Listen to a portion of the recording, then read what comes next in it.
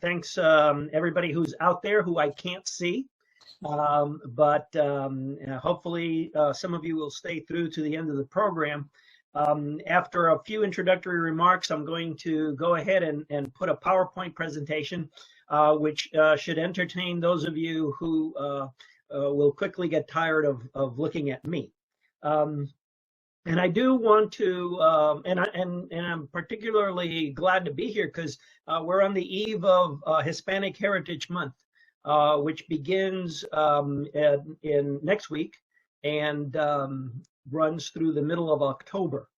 And one of the interesting things about it is that Texas, of course, has a very long history of being part of the Hispanic world. And sometimes we don't think about it that way, but it, along with the rest of the Southwest, New Mexico, Arizona, California, was part of what became independent Mexico in 1821. The Texas case is special since it went on to break away from Mexico on its own in 1836. So in a way, Texas gets an extra, although it's never been celebrated and people don't really think about it that way, Texas has an extra Independence Day than everybody else. So we have the Mexican Independence Day because Texas was part of Mexico and, as you'll see, participated in the War for Independence. So September 16 is a legitimate Texas Independence Day. Of course, March 2nd, 1836 is a legitimate Texas Independence Day when it got its independence from Mexico. And then July the 4th is an adopted holiday that we got in joining the Union as the 28th state. Although, very interestingly, Texans actually contributed to the American Revolutionary effort. So in a way, Texans have participated in one way or another in three sets of independence activities. And so keep that in mind as we talk about the fact that Texas history has global, not just US, not just American, not just local ramifications, but Texas has global historical roots and has participated in the Mexican history for over 150 years by the time independence came along. So at that point, let me go ahead and share the application. There it is.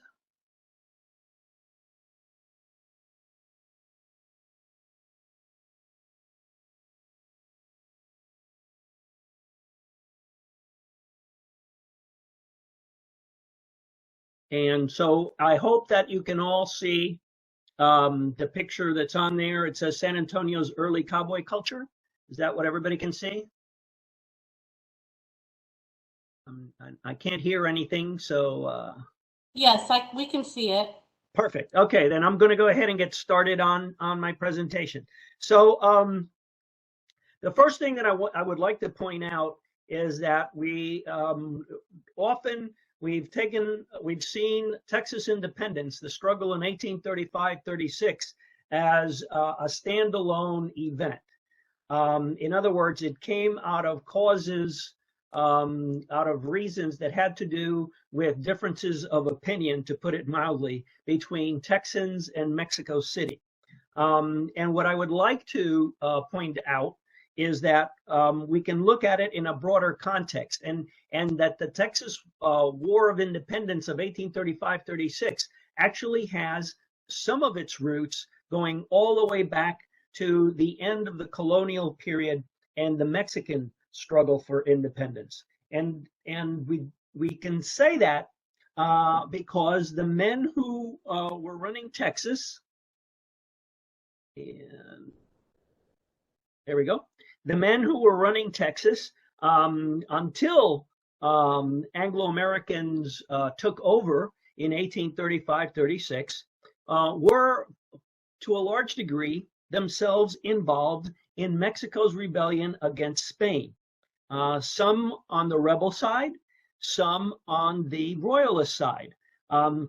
So, for instance, Jose Antonio Saucedo, who was the political chief in San Antonio when Stephen F. Austin was organizing his first colony, the Old 300, and who actually guided Austin in setting up the rules for the colony and told him about the procedures, how to deal with Mexican authorities, all of that.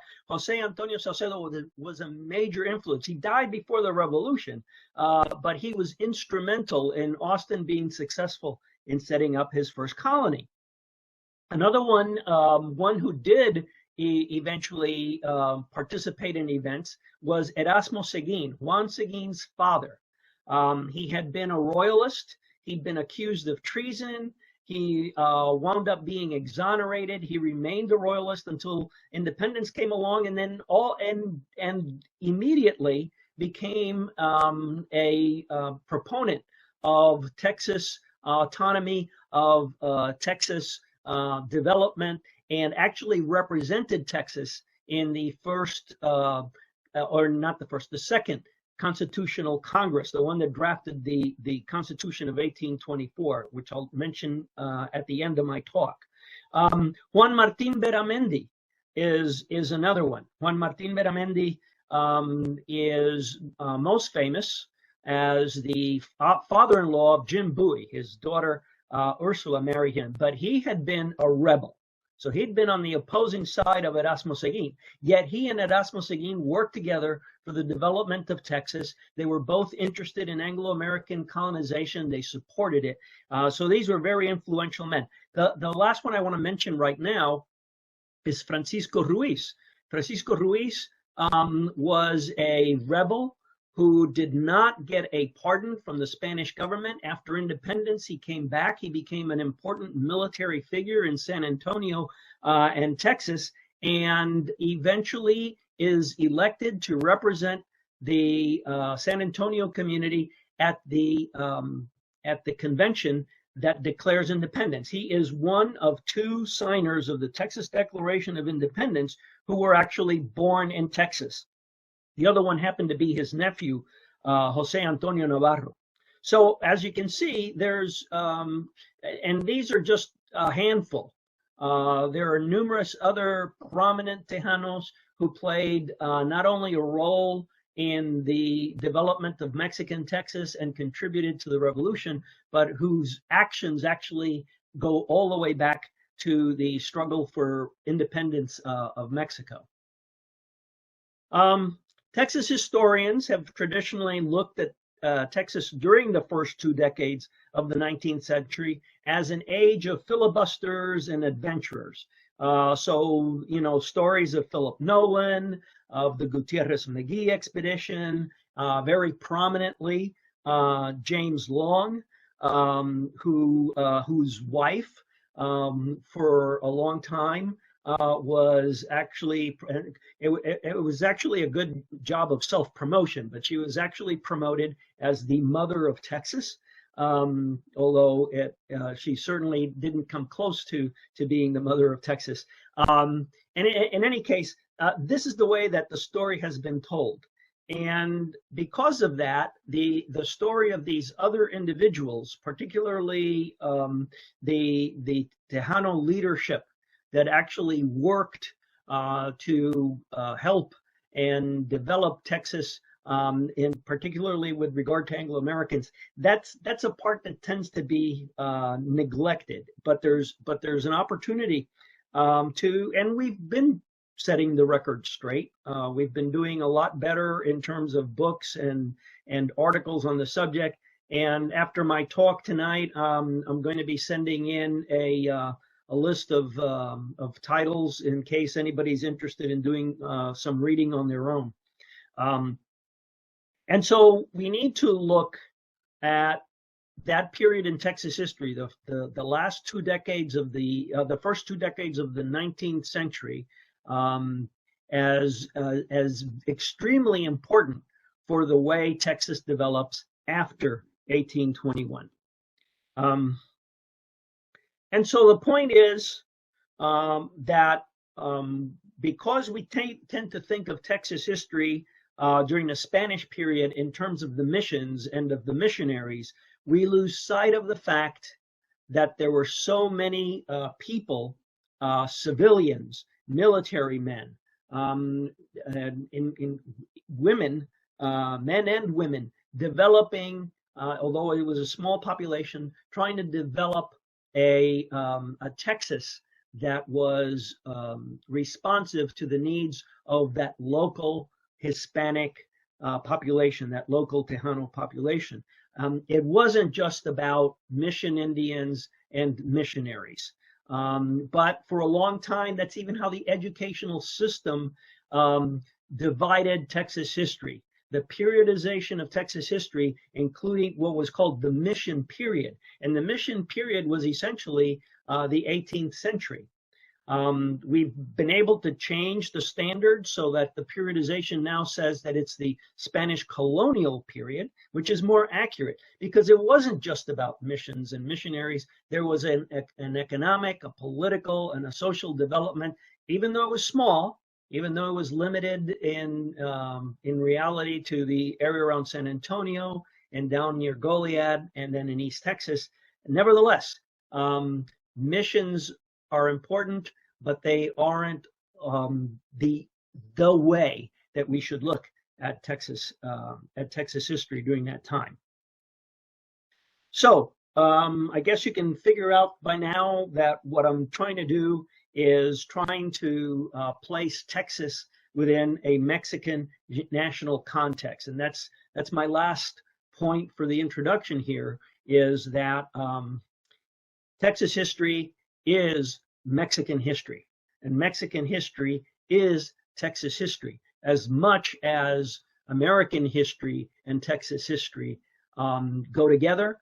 Mexican history and Texas history go together. And I can even point to the fact that the Mexican Revolution of 1910, in a very real sense, began in Texas, because some of those revolutionaries who were opposed to Porfirio Diaz and whatnot actually took refuge in San Antonio and in El Paso, and they made their plans for overthrowing the Diaz dictatorship from Texas.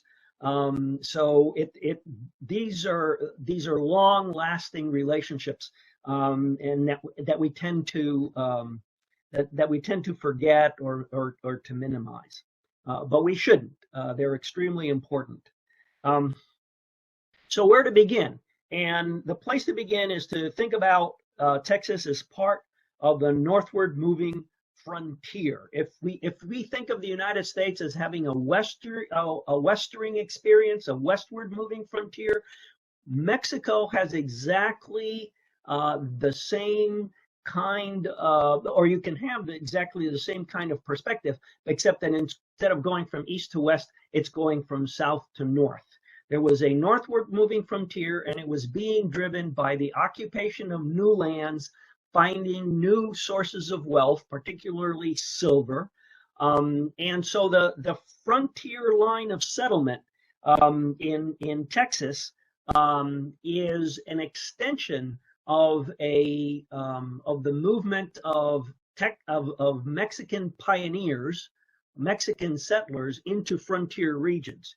And I use this map, and I want you to take a look at the fact that it is so densely populated up until you start getting toward the Rio Grande. And then all of a sudden, the settlements, the towns all peter out. And that's an important point. That Texas was actually beyond the line of settlement. It was beyond the frontier. In a way, it was what Alaska was shortly after it was purchased. There were a couple of outposts, but boy, civilization was way, way to the south. It took a long time for occupation, economic development to develop in Alaska. Well, the same thing happens in Texas. Texas survived for about a century as being an outpost of empire rather than being absorbed into the interior of the colony. The other point to make about this early period, how to understand where Texas fits into the whole question of empires, is to actually take a look at a couple of these maps. The one on the left, the Jalos America Septentrional, or North America, essentially is what it translates to, shows Florida, stretching all the way from the Atlantic coast to the Rio Grande. And that was a concept that had developed shortly after the conquest of Mexico by Cortés. Other explorers had gone to the north. We know the story of Cabeza de Vaca and others who tried to explore the Gulf region. And so for the Spanish crown, which didn't exactly know how much territory it had up there, they just threw the whole thing into something they called Florida. But the French came along in the late 17th century, and they decided that they wanted to claim part of this territory for themselves. And as you can see on the map on the left, from 1720, Florida has been greatly diminished. It's been moved to a small corner of the Atlantic and Gulf Coast, essentially surrounding the Florida Peninsula.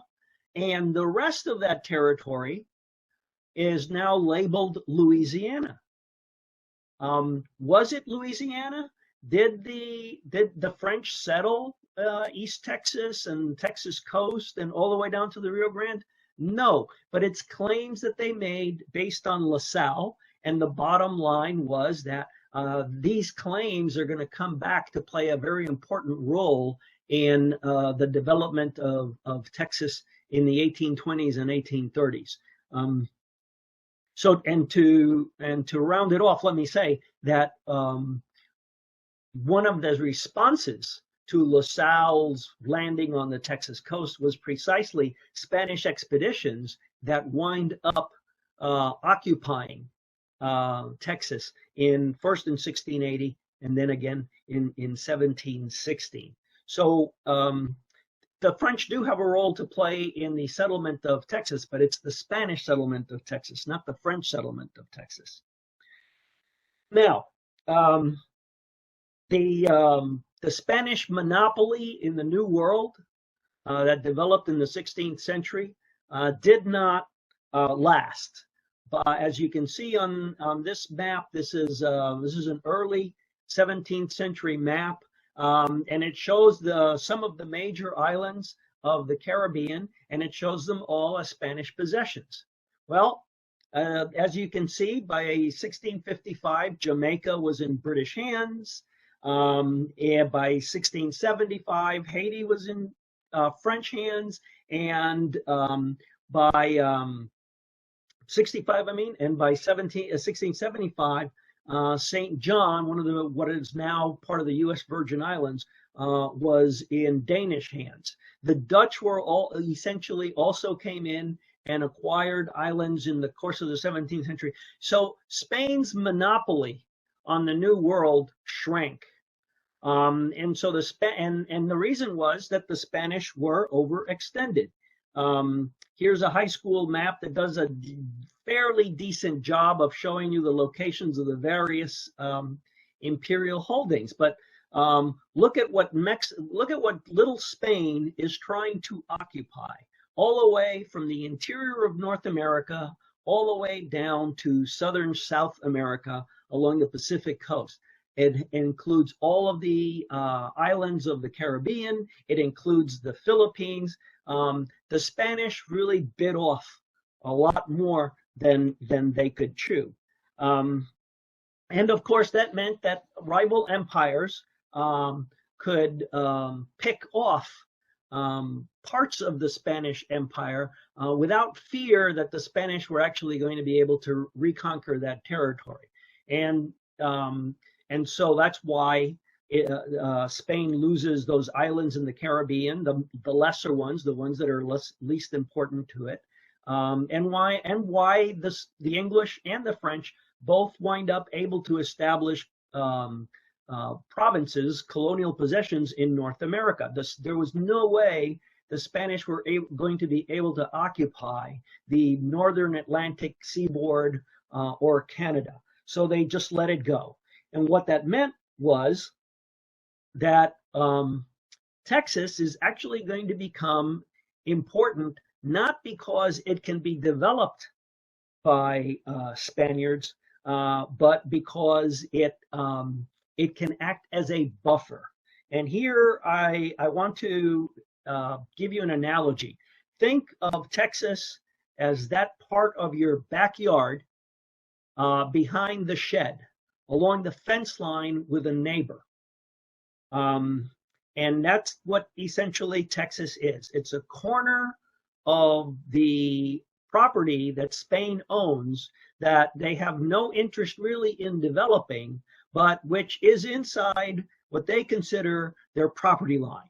And they are going to be very concerned if somebody encroaches on it, just like you might be concerned if a neighbor came along and knocked down that fence and started putting up a barbecue pit or building a pool that ran into your property. Well, that's essentially what happened with Spain. Once it sees that France is interested in encroaching on its territory, it puts up a fence in North America, and that fence in North America on the eastern end is in what is today Texas. So if you look at this map of European claims in North America, you will see that it's pretty easy to identify where the border between Texas and Louisiana, French Louisiana, was to be located. The important thing about this map, however, which is a lot more typical of school maps, is that it kind of draws the claims of the European countries with a very broad brushstroke. In fact, most of the land here that's either in purple or orange or green was, in fact, in the hands of native peoples. And we don't take the sovereignty of native peoples very seriously. But between the beginning of the 16th century and the end of the 19th century, the various native peoples of North America and South America actually put up a continuing struggle for their independence, for their autonomy, for their sovereignty. The Europeans, of course, never recognized them as sovereign nations. So you get maps like this that tend to ignore the presence of indigenous people. But that's another story for another day, and so we'll leave it alone for the moment. For us, what's important is that the Spanish, the French, the English, just to look at the map in 1754, look at the map in 1763, and you can see that the French have been eliminated from North America. So the rivalry between Spain and France at an early date, up until 1763, is replaced by a rivalry between Spain and England. And then in 1783, when the United States wins its War of Independence, the territory that's purple here in English becomes American territory. And then the rivalry changes again, and it's Spain versus the United States for control of the middle part of North America. And the interesting part of all of this, as I said at the beginning of my talk, is that the Spanish and Texans, Tejanos, the Spanish Texans, actually play a role in the War of American Independence, the War for American Independence, the Revolution. So here's an example of one of the flags that was captured by Bernardo de Galvez. He was the governor of Louisiana.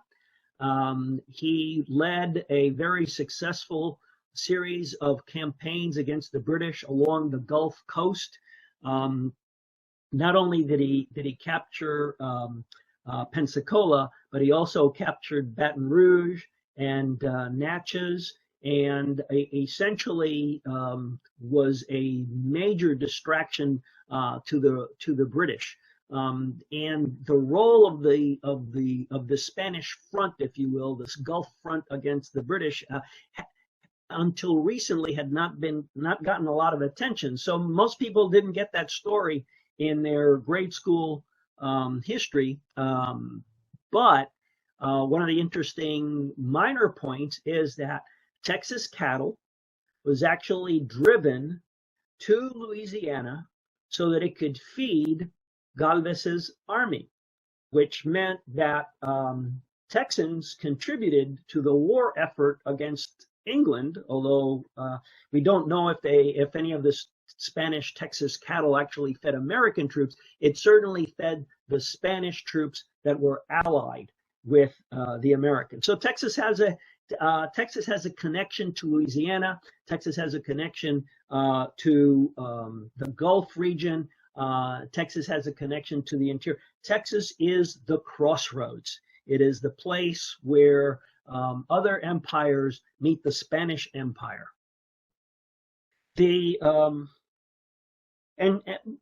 But you can also understand why Spain, given everything I've said up to now, why Spain actually did so little to develop Texas. There were just too many demands on Spanish resources, both human resources and physical resources. With such a large empire to try to defend, and with so many challengers to it, major challengers to it, it's only natural that they looked for ways to what I've termed in other talks, do colonization on the cheap. And colonization on the cheap was based on using missionaries to convert Indians into good Spanish subjects.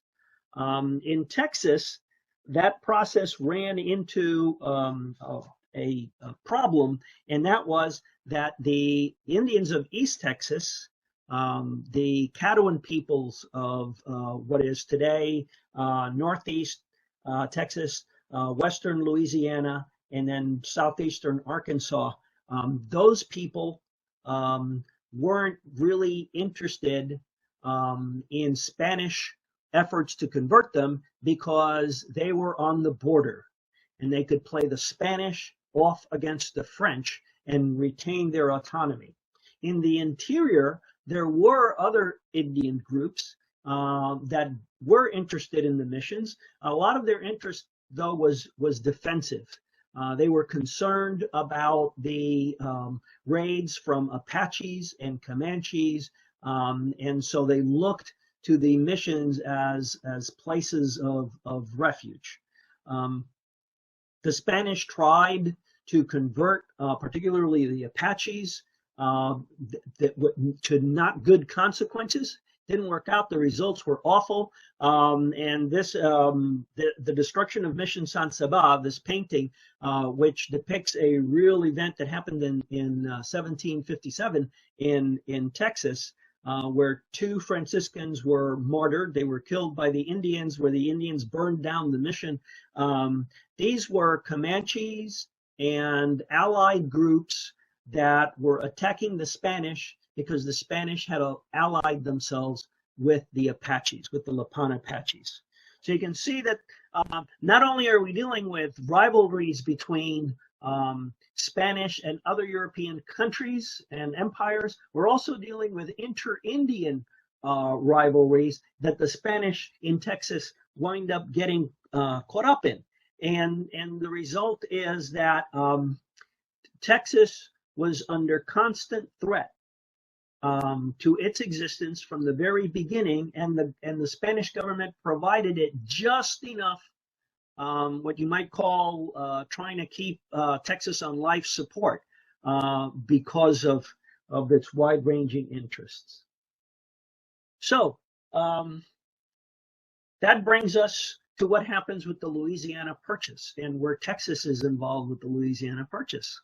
Because, surprise, surprise, France, when it sells the Louisiana Territory to the United States, was very vague on what its boundaries were. And not surprisingly, Thomas Jefferson and his officials decided that they would claim what was on French maps about Louisiana. Remember that 1720 map was just one example. Many of these maps showed Louisiana going all the way down to the Rio Grande. So it didn't matter that the Spanish had occupied and run Texas for almost a century when the Louisiana Purchase took place. At first, the United States makes its claim to all of the territory that is goes all the way down to the Rio Grande.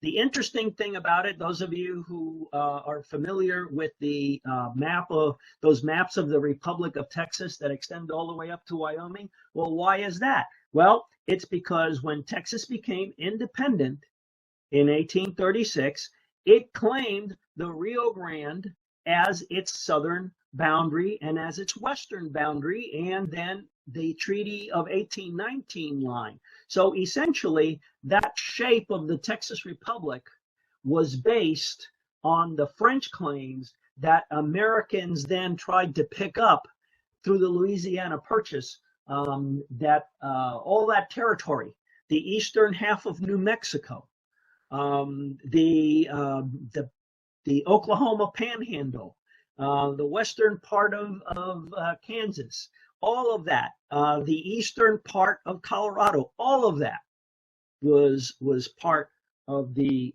Louisiana Purchase. Again, Texas has an important role to play in the development of international politics in the early 19th century, and we just haven't paid enough attention. We haven't thought about it enough. And it does so in yet another way, and I think I'm still good on time here. We're moving along, covering a lot of ground, but what I thought for this evening was just to get you an idea to think about Texas history as a series of connections between Texas and the world, and how Mexican Texas, Spanish Texas, and Mexican Texas fit into that history.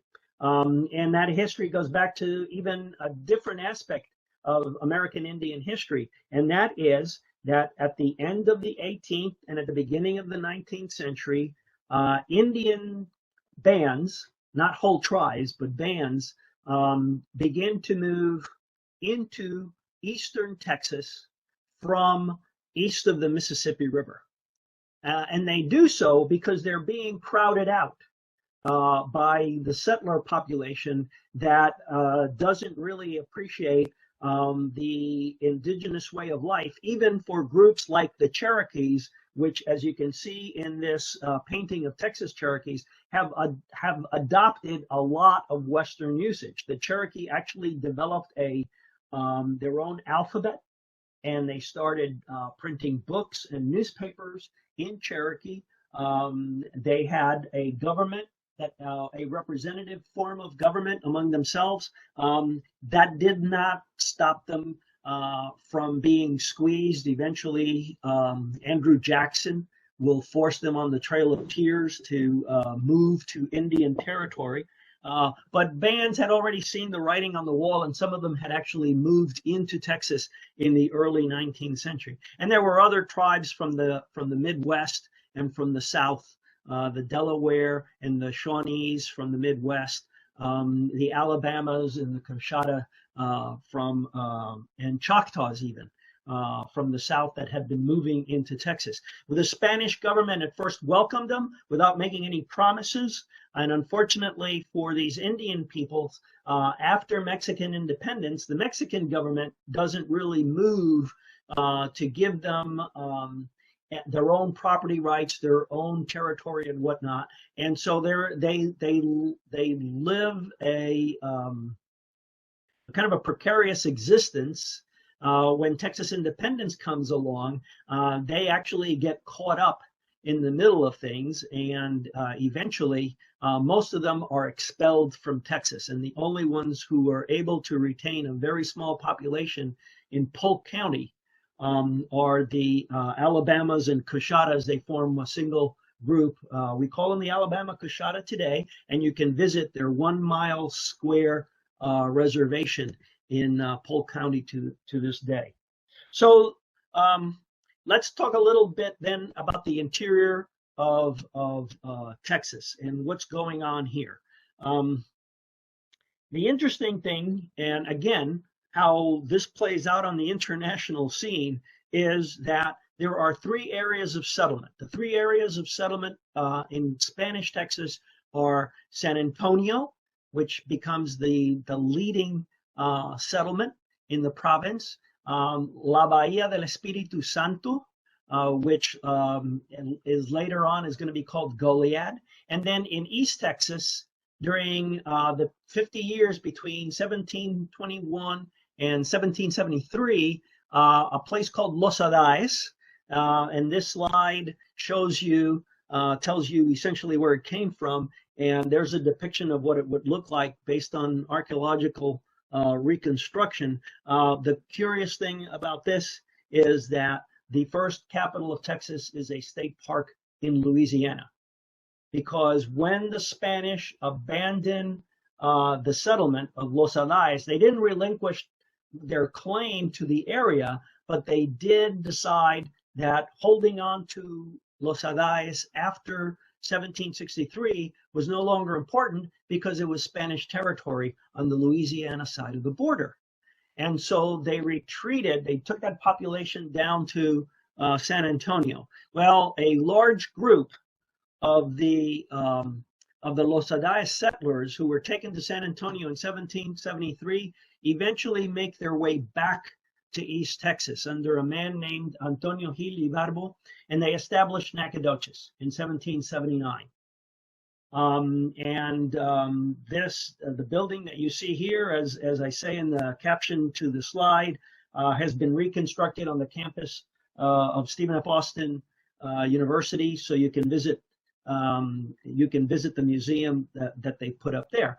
But it was an interesting settlement because, again, the people of Nacogdoches, the Spanish population of Nacogdoches, had greater ties to their neighbors in Louisiana than they had to the rest of Mexico. And the reason for that was there was this long stretch of essentially uncontrolled territory between Nacogdoches and San Antonio that remained in Indian hands. And so communication with French and then Spanish Louisiana was easier for the people of Nacogdoches than communication with the rest of Texas. The other 2 settlements that I talked about, obviously, La Bahía, which at Goliad is the 3rd place where the settlement was established originally.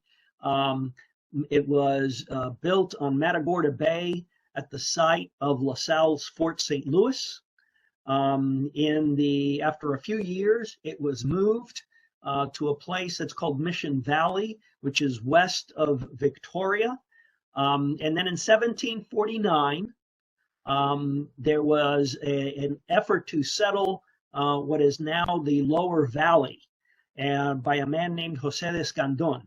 And Escandón decided that he wanted to be able to communicate easily between his settlements on the Rio Grande and Texas. And so he wanted one of the Texas settlements to be closer to him.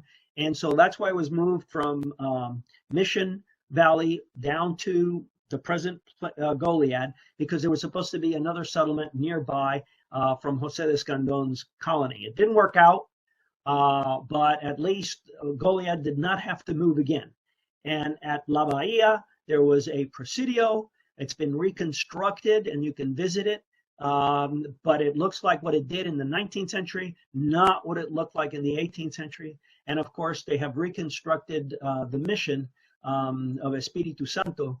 And you can And that's a complete reconstruction. So there wasn't anything left of the original buildings other than the footings.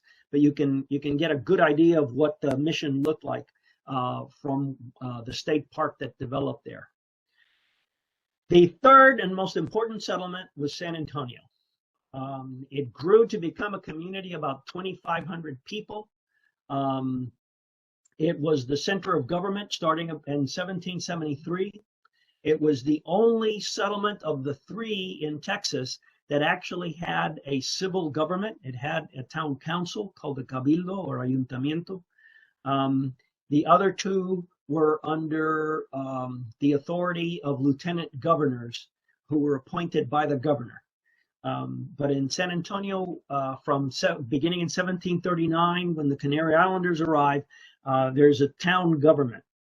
There are also 5 nearby missions, and the nearby missions are able to create an economic activity in the area to support agriculture and to support ranching. That's very important for the development of that area, if not the province as a whole.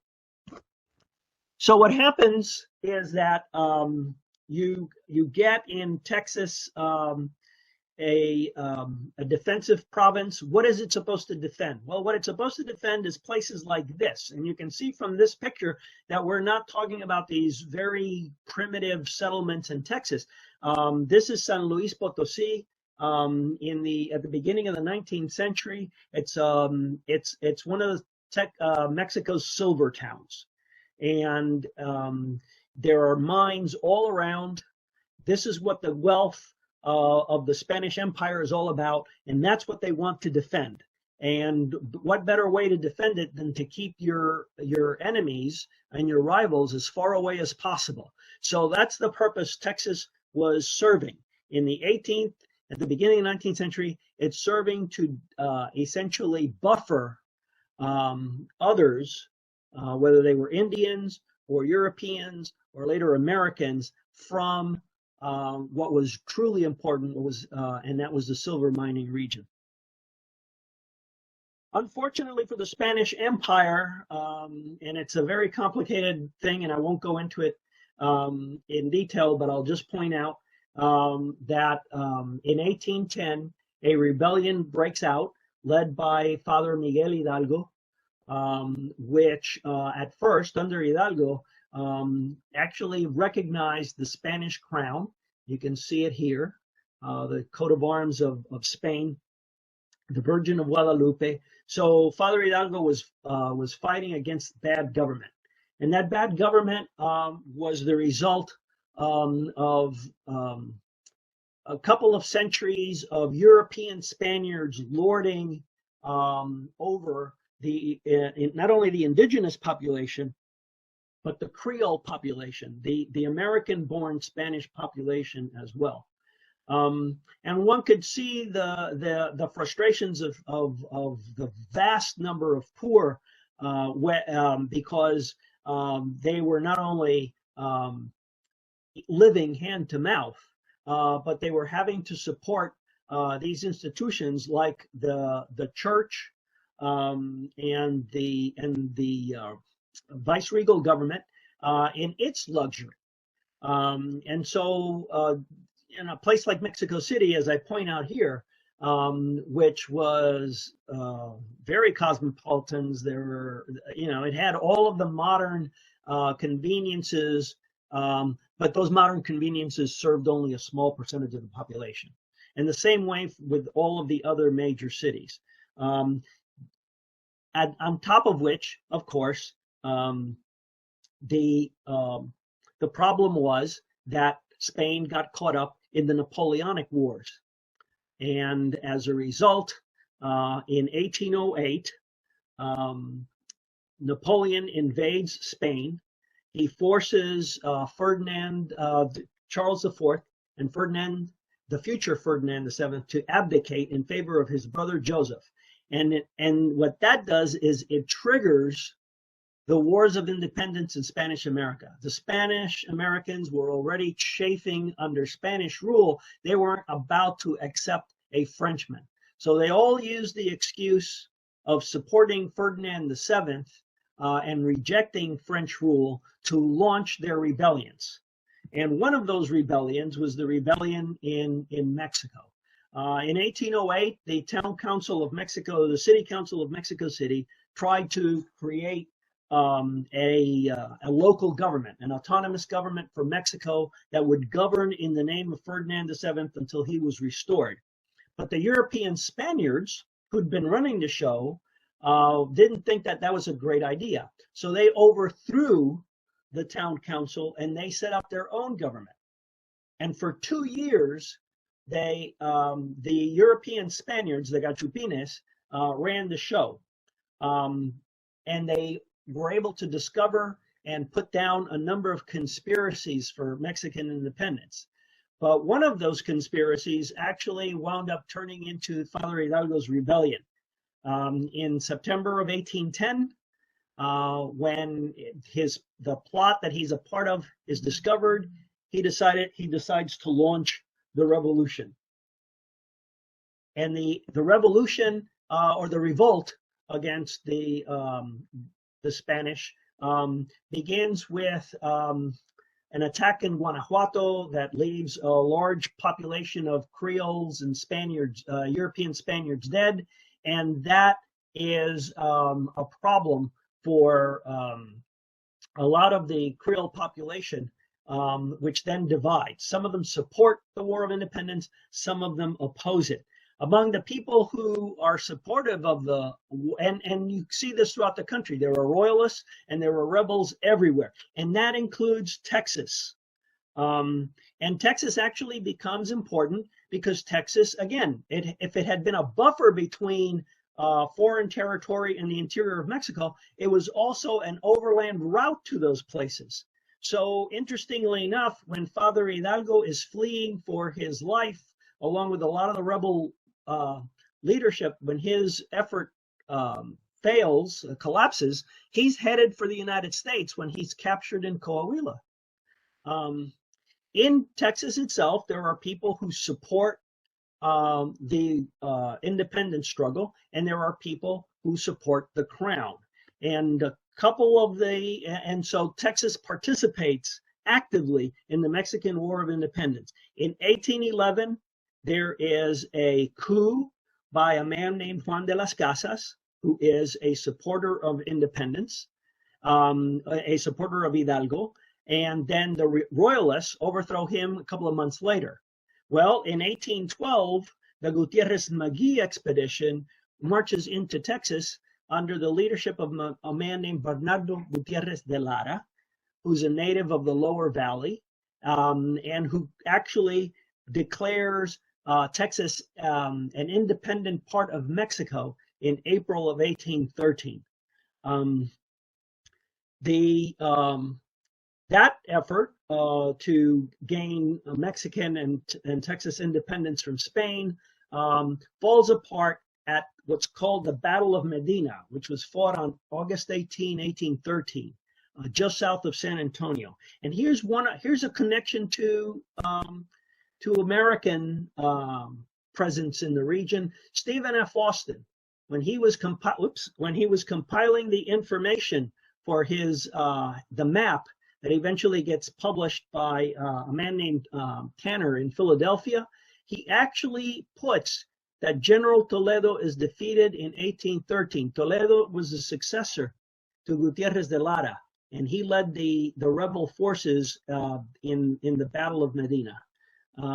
So here we are, a few years after the battle is fought, people recognizing its importance, Stephen F. Austin recognizing its importance to the development of Texas. Well, Texas had fallen apart. I'm trying to move this along because we're getting close to the end here, and I've gone a little bit over time. But not only are there filibusters, not only are there rebels, there's also people like Jean Lafitte, and you can call him whatever you want, but he is a character in not just the history of the Gulf, and for his role in the War of 1812 in the defense of New Orleans. He's also running one of his pirating operations out of Galveston for a few years until the United States Navy gets rid of him. But what is he indicative of? What is he a symptom of? What he's a symptom of is the fact that Spanish control of Texas was minimal. The Spanish were hanging on by the skin of their teeth in Texas after they put down the revolt at the Battle of Medina. And for the rest of the 18 teens, they were trying to find a way to overcome the problems of the province with Indians and with outsiders. And that leads us to Mexican independence, which happens in 1821 as a result of a royalist general who decides to make a separate peace with some of the rebels. And he organizes what's known as the Plan of Iguala. That was the town that it was formulated in, which, as the caption says, union, religion, and independence. Those were the three guarantees. And one by one, the major royalist forces in Mexico that had been fighting the rebels up until now, they all of a sudden come over to the side of independence under Iturbide.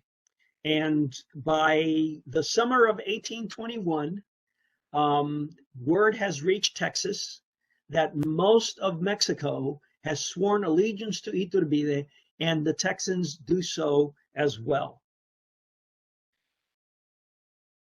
The problem is that there's not much of Texas left. It's been decimated by the War of Independence, by the lack of the government being able to send troops, send money, control the Indians, control the border. Texas is in pitiful state. And the last Spanish authorities, recognizing that that was the situation, they went along with the plans of a man named Moses Austin to establish a colony of 300 Catholic families from the United States who would be settled in the region of the Colorado and Brazos rivers. And of course, Moses Austin, like his biblical namesake, does not get to enter the promised land. He died before word arrived that his proposal had been approved, and it fell into the lap of his son, Stephen. And so Stephen F. Austin comes to Texas, and he writes about it being a howling wilderness and whatnot.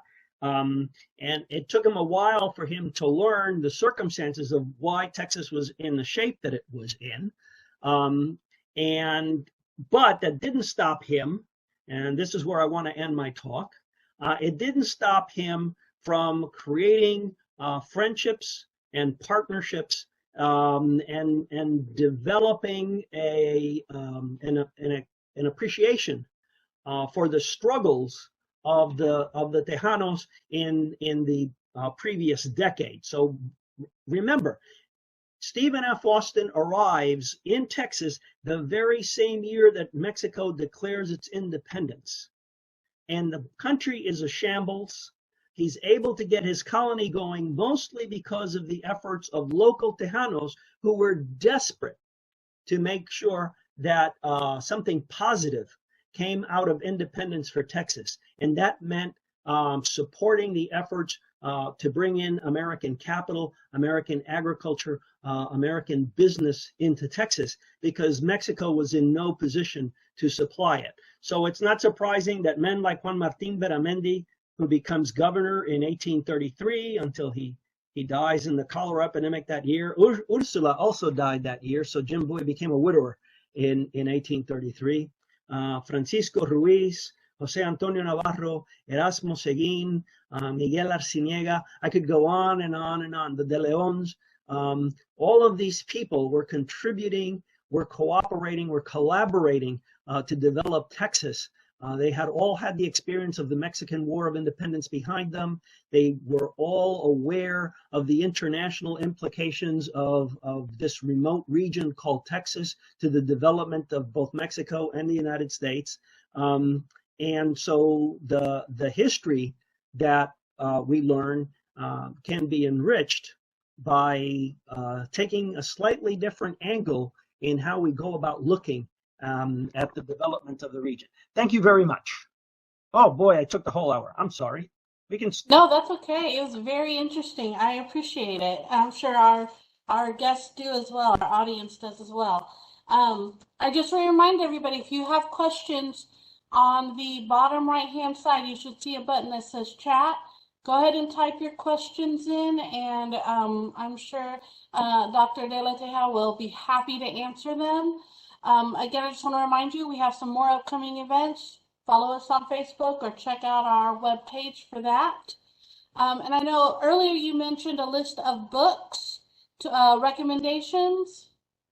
And I will be sending that to you tonight, yes, so that you can share it with your whoever might be interested in it. And I also know that the Cowboys game is getting started, so I don't know how I fit into competing with the Cowboys, but No, we're doing well. Yeah, well, we have a question now. Yes. And here, actually, I can unmute him if you'll give me just a moment. And what I'll do is hold on, let me go ahead. Gary, I'm going to go ahead and unmute you so you can ask your question. Gary, you should be unmuted now. Frank, I would take you over Dak Prescott anytime. You're my well, bless your heart. So one of the issues that's come up, as you know, is how to communicate this history to people whose awareness of Texas history begins with the Alamo. Yeah. Have you come up with any secrets as to how to bridge that gulf? Well, I've tried. Thank you for asking that question, because I think it's extremely pertinent, particularly in light of efforts like House Bill 3979 to restrict what gets or how things get taught, or this 1836 project, which are very defensive in nature. I can understand where the defensive-ness comes from, but I think it's both unrealistic and unnecessary. If we try to teach this history, as I say, in this broader context, if we try to understand Texas as part of the world and not as many Texans learned their history back in the 7th grade, that they learned it in a vacuum. Essentially, it was Texas is Texas, and nothing else matters. And because those connections were lacking, we have a lot of people who find it very strange to hear some of the stuff I talk about tonight, who find it very difficult to think of Texas as part of Mexican history. But when that happens, and you really have to wear people down. You have to be non-threatening. I try not to be threatening. I try not to make anybody a real villain. I try to explain that people have their motives for behaving the way they did. Some of the Tejano leadership were slave owners themselves. They invited slave owners. So they share responsibility for the presence of slavery in Texas developing the way it did in the 1820s and 1830s. I'm not trying to condemn anybody. I'm trying to explain the historical facts. I'm trying to get people to understand how we got where we were. And I think if people weren't so defensive, if they weren't trying to see things in black and white, then I think we could tell our children these stories in a way that would help them deal with the very difficult present that we're dealing with an understanding that we come from a very different place, but a place that was also very complex, and where there were rivalries, and where there were attitudes, and where there were developments that created the situation that we wind up in. So I'm interested in analyzing and explaining and understanding, and I think that that leads to better citizenship, rather than the knee-jerk citizenship of I'm right and you're wrong, or there's only one way to think about things and this is it, because that's where the polarization comes in, when you don't understand the complexity of history. And I know that it's difficult to get too complex with seventh graders and even with high schoolers, but I think they can understand a lot more than we give them credit for. If we deprive them of this broader understanding, I think we're doing ourselves a big disfavor. Sorry it takes so long to answer that question. No, thank you. Also, I had somebody mention the book list, and so what I'm going to do is he's going to send it to me, and then I have everyone who's here tonight. I have all of your emails, so I will just email everybody who attended tonight. I will email you that book list. So everyone who's here tonight will receive that list. Okay. Right. Do we have any other questions? I'm not seeing any other questions. But I do want to thank you again for taking the time out of your evening to join us and share your knowledge with us. I really do appreciate it. And I enjoyed it. I learned a lot. So well, good. There's a lot of history history is a lot more fun than our seventh grade football coach, history teacher tried to teach us. With my all due apologies to any seventh grade football/history teachers out there, but I really do think that we can that if you make the effort, you can find that Texas history is just fascinating, but it goes well beyond the Alamo. I have a couple of comments from Lydia. I'm going to go ahead and unmute you, Lydia, if you're there. Okay. Are you there, Lydia? Yes, I am. Okay. This was a great talk. I love the subject matter, and have been trying to gently educate my friends who are actually Latin American or Tejanos who have no clue at all about the history of Mexico, of Spain, Mexico, and then Texas. And I wish you would do a podcast. This is such good material. Oh, well, thank you. Thank you. I'll leave it there. I appreciate that. It's not that I haven't toyed with the idea. It takes a lot of hard work and maintenance to do that sort of thing. And since I'm still an active researcher, I've got 4 projects that I'm working on at the moment. So even though I'm retired, it's keeping me very busy, but I'll keep that in mind. There might be a way of my doing something if I can find one of my kids to help me maintain it. So that May I ask what your projects are going to be, possibly? Oh, well, I actually have 2 that have to do with the War of Independence. One has to do with using the records of confiscated rebel property to look at political conditions in San Antonio in the 18-teens. I didn't go into a lot of detail tonight, obviously, because I was covering a lot of ground, but both when the rebels took over and then when the royalists reclaimed the province, people lost their property, got confiscated by the other side. And some of them got that property back and others did not. The confiscations also affected women. So one of my projects is to look at those confiscations, look at the paperwork, look at the proceedings for the, I wouldn't call them trials, but they were legal proceedings to try to reclaim the land and whatnot. So that, and the property. And so I'm looking at, that's one project. Another project is a very interesting man named Juan Castañeda, who I came to because I was asked to write the entry for the Handbook of Texas on his daughter, Francisca, who married Ramon Musquiz, who was the political chief of Texas in the early 1830s, late 1820s, early 1830s. And so it turns out that she was the natural daughter, that is illegitimate. That's a nice way of saying illegitimate, natural daughter of Juan Castañeda, who was a Spaniard and a military officer who had a very interesting career.